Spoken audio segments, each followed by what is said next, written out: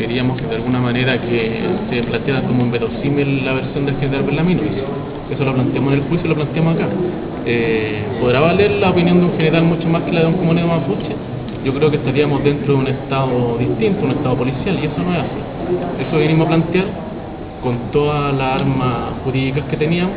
En su momento el general Bellamino se cometió una contradicción. Él dijo que había desarmado a Daniel Levinao, tuvo que ceder porque él había declarado otra cosa. Finalmente lo desarmó otro funcionario y él fue a buscar el arma supuestamente. Tenemos que ver este contexto. Una persona de 51 años siguió 70 metros a otra de 17, que se contradice con dos funcionarios menores.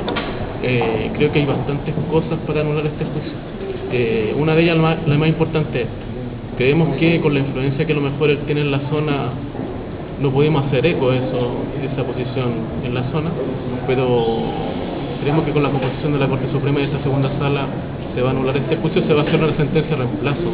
Finalmente, tanto esta defensa privada como la Defensoría Penal Pública pidió sentencia de reemplazo.